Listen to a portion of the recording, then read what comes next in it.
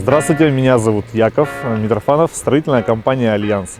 Сегодня я хочу рассказать про здание, которое мы построили в 2021 году. Здание станции техобслуживания грузовых машин со встроенными помещениями для персонала и руководства. Здание имеет размеры 15 шириной, 30 длиной, высота здания 10,5 метров. Здание было спроектировано с учетом пожеланий заказчика. Особенности этого здания — это кран-балка на 10 тонн, высота до крюка 6,5 метров. И там есть смотровые ямы. Установлены секционные ворота 4 на 4,5 метра с автоматическим приводом. Сделано остекление для естественного света в ремонтных зонах. Сделано несколько пожарных выходов и основных. Пойдемте внутри, я вам все расскажу и покажу.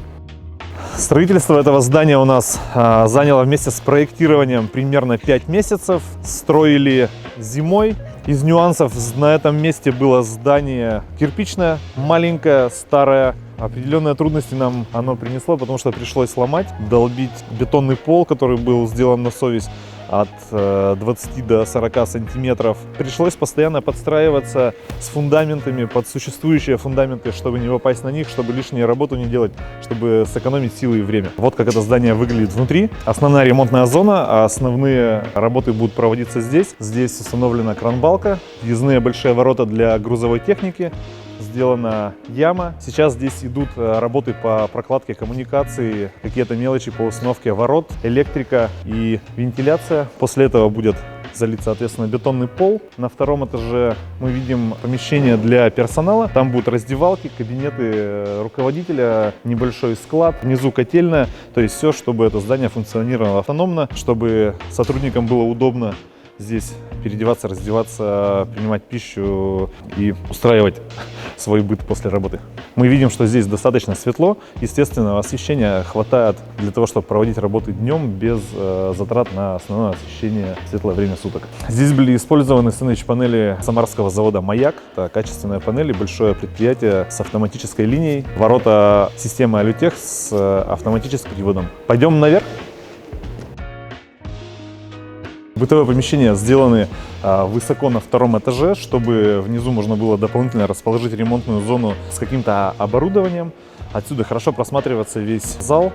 Здесь у нас будут располагаться бытовые помещения, помещения столовой, помещения раздевалки, душевые, туалет. То есть все, что необходимо персоналу, чтобы комфортно отдохнуть, переодеться и высушить рабочую одежду. Здесь используется кран-балка с грузоподъемностью 10 тонн. При 15-метровом пролете это достаточно массивная конструкция. Соответственно, были спроектированы и выполнены консоли и подкрановые пути. Высота до крюка у нас должна быть 6,5 метров, то есть это основные требования были заказчика. Соответственно, само здание получилось достаточно высокое, 10,5 метров. Здесь мы расположили площадку для ремонта кран-балки, то есть можно спокойно спуститься, спокойно обслуживать, добраться до шкафа электрического, подогнать сам тельфер с подъемным механизмом, ну и здесь все разобрать, отремонтировать, сделать техобслуживание, если это необходимо. Несмотря на свои большие габаритные размеры, на большую высоту, на большой проем, здание получилось достаточно легкое, светлое, просторное. Здесь нет лишних квадратных метров, которые не будут использоваться. Все было максимально продумано для того, чтобы каждый квадратный метр был оптимизирован и приносил выгоду и пользу для его собственника и людей, которые будут здесь работать. Чтобы все было комфортно, чтобы было светло, тепло и, самое главное, функционально. Я думаю, что мы со своей задачей справились. Приглашаем к нам.